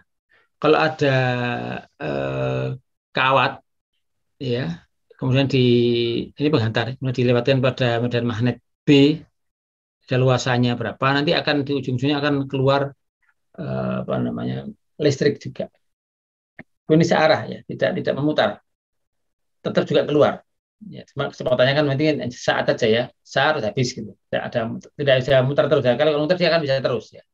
Sehingga uh, tetap bisa keluar tegangan tapi tidak bisa terus karena dia hanya satu arah. Nah, itu berhenti. Berhenti tidak lagi keluar gitu. Nah, sekarang tambahan ini kasus adalah kasus khusus. Ada metal itu logam ya, diputar dalam suatu medan magnet. Magnetnya sekecil aja di sini. Medan magnet di sini sebagian itu tidak selebar apa namanya, tidak selebar pada logamnya, ini sebagian di sini. Ini ada B. Ya, di sini ada lilitan diputar. Selilitan logam diputar gitu. Di sini ada medan magnet. Jadi mungkin seperti piringan gitu, cakram diputar, cakram logam. Kemudian di sini ada diberi di dekatnya ini ada magnet gitu ya, utara selatan misalnya gitu. Jadi dijepit oleh magnet, tapi tidak tersentuh dijepit oleh magnet. Jadi digambarkan di sini ada medan magnet B yang tandanya silang. Sekarang itu berarti apa? Masuk ya, masuk ke dalam, masuk ke gambar. Gitu. Apa yang dialami oleh cakram ini? Apa yang dialami oleh dia? Ada yang tahu? Ini putarannya ke sana, putarannya searah jam-jam. Di sini diberi medan magnet, tidak nempel ya, hanya diberi medan magnet. Jadi ada dekatkan magnet, ujung-ujung magnet sehingga dia ada medan magnet gitu, yang melewati sebagian dari cakram logam itu. Apa yang terjadi? Ada yang bisa coba menebak? Gimana tadi minum saya? Lupa. Oke, saya bisa mencoba menjelaskan kira-kira apa yang terjadi di situ. Ya, sambil didiskusikan atau di googling, silahkan saya nyari minum dulu.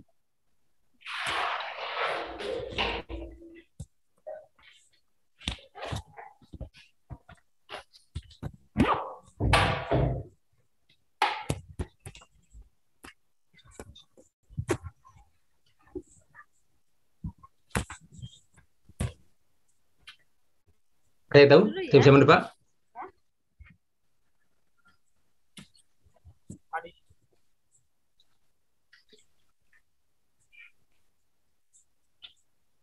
Yuk, ada yang mau menebak kira-kira apa yang terjadi pada magnet, pada apa namanya cakram itu? Ada yang bisa? Novel. Kalau tidak bertanya, tolong di mute saja.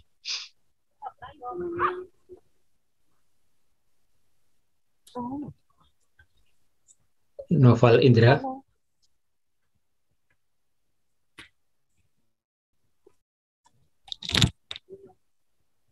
Mohon maaf, Pak. Terpencet tadi. Oke. Baik, ada yang bisa menebak kira-kira apa yang terjadi di sini? Ada medan magnet di sebagian cakramnya diputar gitu. Apa yang terjadi? Belum tahu? Kita lihat gambar berikutnya. Nah, nanti Anda akan mendapati ada namanya arus eddy, atau sebenarnya kok namanya eddy ya. Eddy itu namanya bukan nama Indonesia ternyata. Arus eddy. Di sini digambarkan akan muncul apa itu? Ada arus begini. Di situ ada B, kemudian ada logam, itu berarti kan dia seperti penghantar gitu ya. Hantar seperti kawat gitu. Tapi yang gede kawatnya, bukan pengantarnya berupa cakram. Kalau tadi sebelumnya kan biasanya kan ada pengantarnya kecil atau muatannya kecil, ada satu medan magnet yang luas gitu ya. Ini dibalik sekarang. Normalnya sempit gitu, sebagian gitu. Kemudian yang luas adalah cakramnya. Nah, ternyata di situ menghasilkan arus gitu ya. Kok bisa ya? Ada arus gitu. Nah, karena ada arus, ada B, ya, ada arus itu berarti kan Q yang berjalan, kemudian ada B, Q kali B menimbulkan F. F-nya dalam kasus ini ternyata berlawanan dengan arah putaran pada bagian bawah itu ya. Dia berlawanan putarannya ke arah yang bawah itu ke kiri, kalau jadi ke atas ke kanan, bahkan ke kiri secara menjam. Pas di kiri dia dilawan dengan F. Maka ini akan menjadi gaya pengereman oleh magnet yang didekatkan. Bukan karena magnet lalu berhenti, tidak ya. Kalau seperti itu nanti jadinya langsung berhenti total gitu, bisa bahaya. Itu remnya bukan reman lagi, tapi itu apa namanya sangat kuat, bisa langsung berhenti malah terlempar bisa. Tapi kalau di kereta api yang terlihat bunga api gitu kan, itu juga nggak bagus juga. Tidak selalu bisa diterima seperti itu. Karena itu ini hanya melawan secara gerakan, secara gaya, tapi tidak menimbulkan gesekan langsung maupun bunga api gitu. Namanya arus eddy. Lebih jauh Anda bisa belajar tentang apa itu arus eddy supaya nanti bisa lebih gamblang gitu. Oke, sampai di sini ada pertanyaan untuk yang terakhir ini, silakan.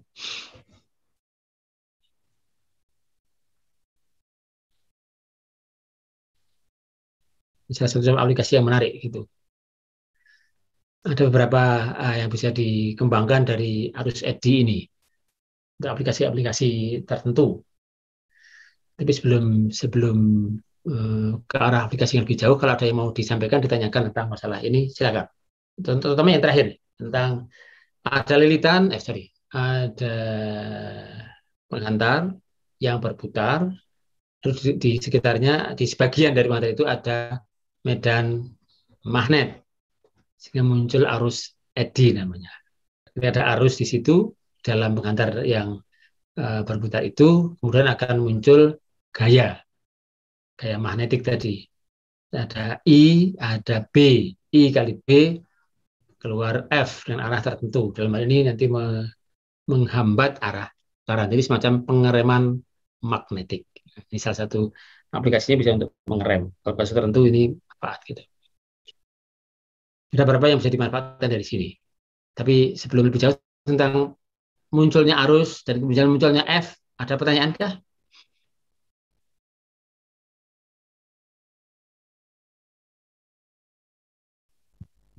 Kok bisa arus, bagaimana ceritanya? Atau kalau diem berarti tidak tahu biasanya. Tapi saya biarin aja deh. Enggak nanya kok saya yang repot. Kalau nanya ya saya yang repot. Kalau enggak nanya ya kok saya yang repot, biarin saja gitu ya. Teman-teman biasanya sukanya malu bertanya gitu. Tapi kalau sudah tahu sih tidak masalah. Kalau belum tahu itu kan rugi sendiri sebenarnya. Tapi ya terserah. Sudah dewasa tidak perlu dipaksa ya kan. Belajar kan tidak boleh dipaksa-paksa. Kalau memang nggak kepo ya sudah kan gitu. Meskipun kepo itu penting dalam kasus-kasus terkait dengan ilmu pengetahuan secara umum, itu penting. Yang nggak bagus adalah kepo urusan orang, itu nggak bagus ya. Jadi kita kepo urusan orang, wah dia ngapain ya? Orang sedih ini ada masalah apa? Jadi gunjingan, nah, tidak bagus. Tapi kalau kepo tentang sains, tentang pengetahuan, it's okay. Saya kira itu untuk memajukan kita harus kepo, pengen tahu. Kenapa ada ini, kenapa ada itu, gimana cara kerjanya, nah, itu bagus. Tapi kalau mengurusi urusan orang yang bukan tanggung jawab kita, jangan. Repoti saja gitu, tambah pusing, ikut pusing. Jadi itu namanya bukan urusannya, itu bisa jadi tambah dosa gitu ya. Oke, tentang arus eddy ada pertanyaan? Mudah-mudahan tidak ada. Baik, saya bisa buat pertanyaan-pertanyaan begini. Misalkan ada kompor induksi. Ada yang tahu prinsip kerjanya? Saya pernah singgung barangkali. Kompor induksi, ada yang tahu? Kompor listrik induksi. Biasanya dulu kompor listrik itu kompor listrik konduksi. Jadi kompor listrik terdiri dari kawat yang dia akan menjadi filamen pemanas. Jadi kawat itu kawat yang punya hambatan tertentu dan itu tahan panas gitu. Dia dialiri arus listrik yang cukup besar, dia akan menjadi panas. Panas itulah yang kemudian menjadi sumber panas dari kompor. Jadi kata di situ konduktor-konduktor yang lain, misalkan panci atau apa di situ akan ikut panas. Itu kompor listrik konduksi, itu yang biasa, yang lama. Yang sekarang adalah kompor listrik induksi. Ada pernah dengar? Ada yang punya di rumah? Kalau punya, bisa jelaskan nggak cara kerjanya seperti apa? Ya, gimana Mas? Saya tidak punya. Saya tidak punya, yang punya aja. Tidak semuanya punya soalnya. Saya pertama kali lihat waktu masih di Jepang beberapa waktu yang lalu, tahun 2015 ke sana. Ini kompor, tapi kok tidak kelihatan filamennya, terus bagian atasnya itu kok kayak kaca gitu ya. Jadi kayak kaca, nggak ada kelihatan yang menyala sama sekali, nggak ada yang menyala. Kalau setrika itu kalau dibuka filamennya itu agak menyala, itu istilah Jawa mengangah, jadi seperti membara gitu. Tapi tidak sampai lumer ya, membara gitu, panas gitu. Jadi konduktor nanti kalau di dekatnya ada besi, biasanya ikut panas karena dia menempel terdekat dengan itu gitu ya, sehingga dia ikut panas. Tapi kalau induksi tidak begitu, tidak ada kelihatan nyala sedikit pun. Coba googling coba kompor listrik induksi, gimana cara kerjanya? Ada yang bisa Itu kayak microwave nggak, Pak? Kayak apa, Mas?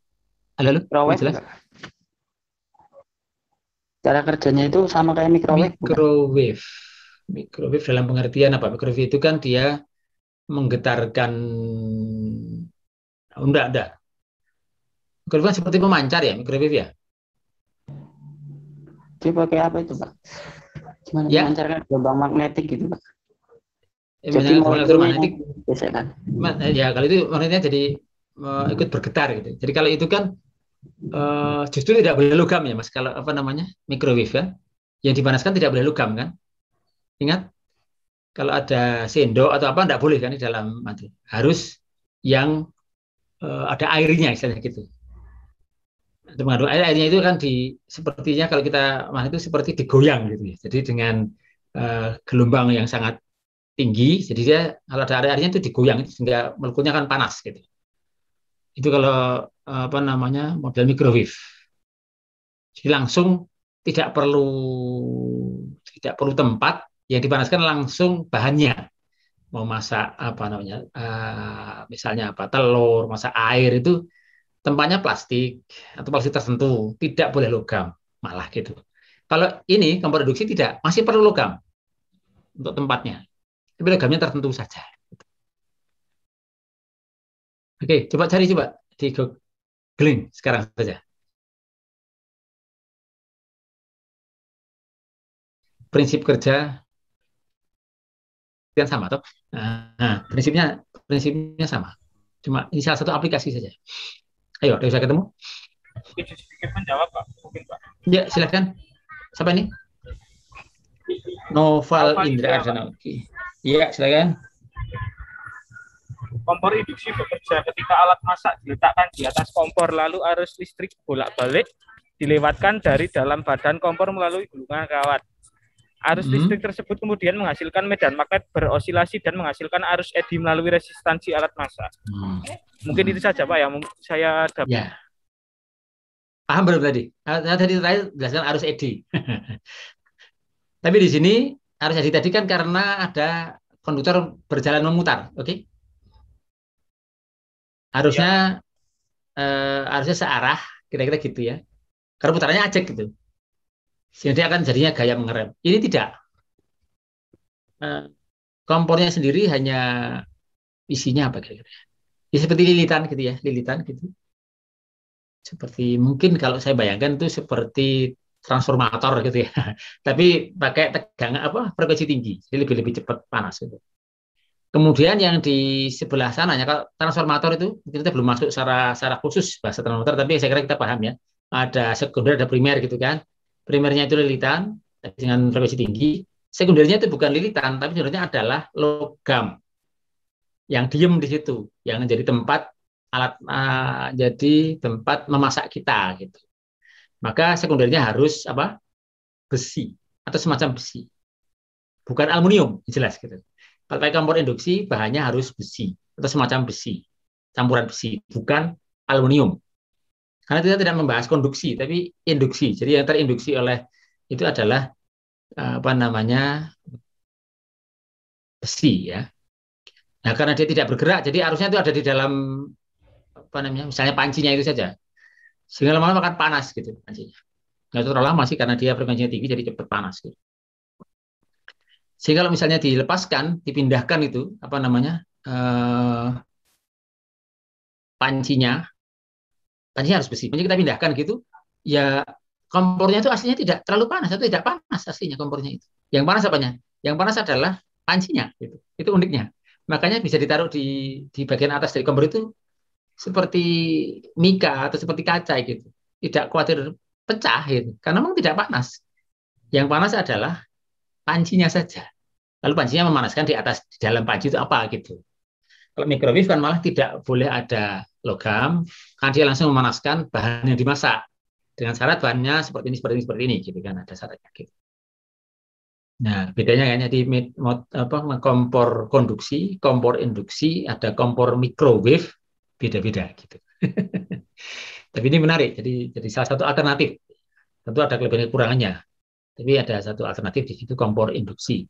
Ini lebih bersih kononnya dibanding dengan kompor konduksi yang mungkin harus dan itu kompor konduksi kan kalau lupa nggak diambil diambil pancinya gitu, dia masih nyala gitu.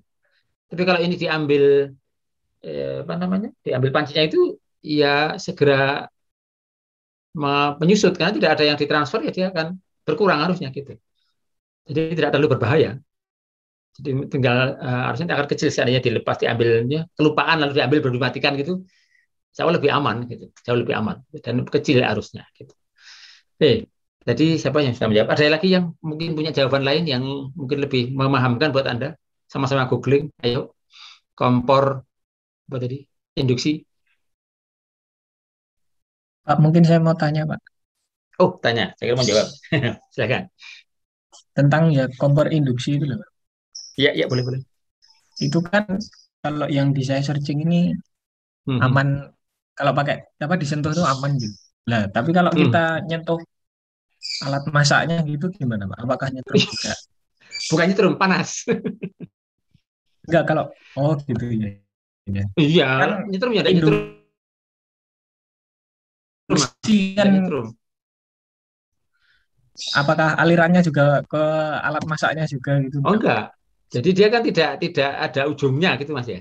Tidak menjadi transformator kan tidak. Dia hanya logam diem. Kalau misalnya itu lilitan lalu ada ujungnya gitu ya, ada lilitan ujungnya gitu, ya keluar setrum lah di situ. Pada ujung-ujung dari lilitan itu. Tapi karena ini hanya logam pejal, kan cuma harusnya dia kan muter di situ, harusnya muter di situ. Jadi apa istilahnya? Kalau yang tadi itu molekul-molekul pada besinya itu gitu, digoyang oleh tadi dari transformator yang ada di dalam kompor listrik itu seperti transformator tapi frekuensi tinggi ya, bolak-balik gitu ya, dia akan menginduksi pada besi di sekitarnya kan gitu. Nah, besi di sekitarnya itu tidak ada ujungnya, cuma pejal saja panci gitu, dia akan muncul arus tapi arusnya muter di situ aja gitu, tidak ada yang keluar gitu. Nah, sehingga dia jadi seperti konduksi itu kan panas gara-gara molekulnya digoyang terus-menerus gitu kan gitu. Dia jadi panas. Jadi insya Allah tidak tidak nyetrum gitu. Cuma arusnya itu muter di situ sendiri, tidak keluar gitu. Entah ya terus keluar gitu ya, kayaknya kok enggak. Seingat saya enggak. Ibaratnya cuma transfer panasnya doang gitu. Kalau istilah transfer panas kurang tepat sih, Mas. Karena dia tidak mentransfer panas, dia sendiri tidak panas kok transfer panas. Ayo, iya. Paham? Yaitu kompornya sendiri tidak panas. Kompornya sendiri tidak panas. Bisa jadi panas gitu. Loh, gini. Jadi seperti arus tadi. Jadi kalau ada arus di dalam penghantar itu kan panas, Mas. Ya, ada arus dalam penghantar panas nggak? Iya. ada komponen di arus, apalagi arusnya agak besar kan mesti anget, terus paling panas, lebih panas lagi pecah kan gitu ya. Nah, tapi itu kan lewat, tapi itu kan tidak lewat, tapi dia muter di situ, arusnya itu hanya di dalam, seperti arus tadi kan muter-muter di dalam pancinya itu gitu. Tapi karena dia jalan kan dia panas juga gitu. Jadi dari sisi transformator itu primernya itu adalah trafo, tapi sekundernya bukan trafo, bukan lilitan, sekundernya adalah logam. Sehingga dia arusnya hanya di dalam logam itu, tidak ada ujungnya mana kan nggak ada ujungnya itu. Panci kan ya cuma gitu semua kan, muter saja di situ. Nah, karena ada arus muter di situ, ada arus yang lewat dalam penghantar akan panas dia. Gitu. Tapi frekuensinya tinggi ya. Nah, dia tidak diperlukan untuk dipakai dalam alat yang lain, dia hanya di situ ya frekuensinya sangat tinggi sehingga energinya bisa lebih besar gitu. Nah, pertanyaannya lebih diri lagi kemana tadi? Nyetrum? Jauh tidak, karena dia tidak kemana-mana, harusnya di situ saja gitu. Panas, dia tidak panas kompornya. Mungkin kalaupun panas itu di permukaan karena justru pengaruh alat masaknya memanaskan misalnya apa namanya tadi kaca di bagian atas dari kompor, bukan karena sumber panas kompornya, tapi karena pancinya panas taruh di atas kaca, kacanya ikut panas katakanlah begitu ya, bukan karena sumbernya langsung gitu. Ini mungkin kalau ada yang punya duit bisa beli, dicoba. Menarik ya. Ini termasuk agak baru ya, di sini agak baru. Oke, cukup ya. Ada lagi? Ya. Ada lagi yang menarik tentang dengan ini adalah Anda bisa mencoba mencari googling tentang detektor logam. Kalau kita ke bandara atau ke tempat tertentu ada detektor logam. Atau ada orang-orang yang mencari emas, juga pakai detektor logam. Juga menggunakan prinsip-prinsip induksi magnetik seperti ini. Akan bisa dicari seperti apa itu, bagaimana mereka berkreasi dari prinsip awal seperti itu bisa menjadi alat-alat yang lebih bermanfaat gitu. Itu saya kira saya menarik untuk dipelajari juga ya. Kalau tidak, itu dari pengganggu saja. Kalau dalam apa namanya, dalam transformator itu jadi rugi daya gitu. Jadi transformator dari lilitan sekunder ke primer itu lama-lama trafonya panas gitu. Karena ada arus eddy yang terjebak pada apa namanya, inti dari trafo gitu. Kan mestinya maunya itu dari lilitan keluar lilitan saja gitu kan. Tapi enggak, harusnya sebagian muncul pada inti trafo. Jadi trafonya jadi panas. Nah, kalau yang tadi, yang kompor listrik tadi, yang kompor induksi tadi, lilitannya ditiadakan gitu. Hanya intinya saja gitu, hanya inti besinya saja gitu. Kira-kira begitu ya. Tidak menyentuh kawat, tetapi dia ikut panas. Nah, itu prinsipnya seperti itu. Jadi seperti trafo, tapi dilihat dari sisi apa namanya, inti besinya trafo itu. Nah, cuma diatur sedemikian rupa supaya panasnya lebih tinggi dengan frekuensi tinggi, bukan 60 Hz, enggak. Coba Anda lihat rinciannya nanti akan frekuensinya tinggi ya, tidak hanya di bawah 100, itu mungkin ada sekian kilohertz gitu, mungkin cukup tinggi. Kalau microwave dia seperti pemancar, bukan seperti apa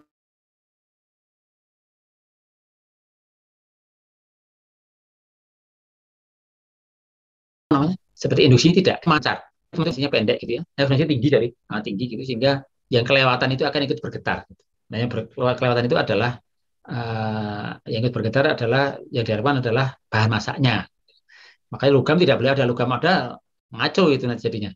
Rusak itu microwave-nya. Itu beberapa alat punya kelebihan kekurangannya sendiri-sendiri. Baik, saya kira itu waktu kita habis, betul? Sudah jam 10.49. Habis ini masih ada kuliah? Pukul 12:30 nanti, Pak. Oh, 12:30. Oke.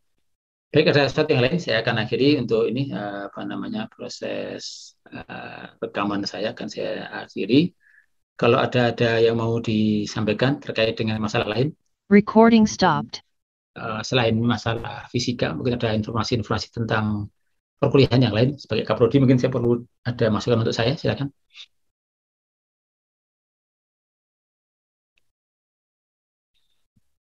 Kalau untuk kuliah luring, kelas ini ada?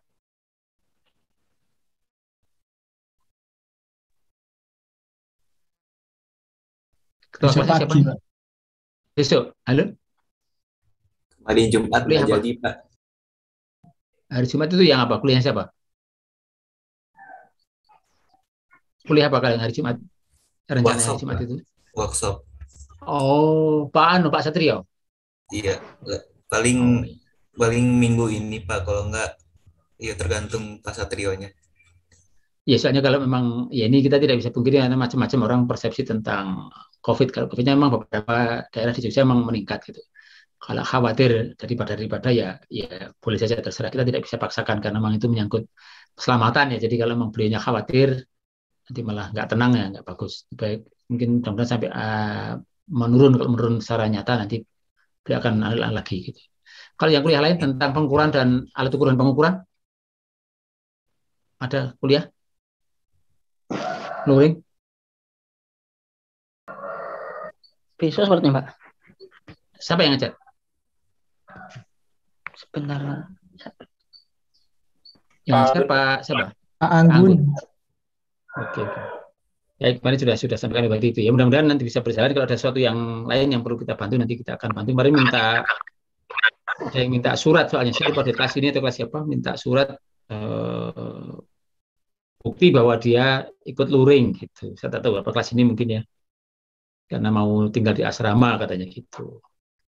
Ya, kita sudah buatkan, tapi masih ada nunggu nomor surat ya. Jadi mungkin atau di kelas ini ada yang mau menyampaikan tentang masalah itu. Kalau betul ada di kelas ini yang mau perlu surat itu, siapa? Ya, kalau ada tetap kita buat suratnya jadi pemberitahuan ke pengurus di kampus fakultas di sana bahwa ada mata kuliah 1, 2, 3 yang itu luring misalnya begitu ya. Yang kemudian daftarnya mahasiswa seperti ini. Kalau memang ada yang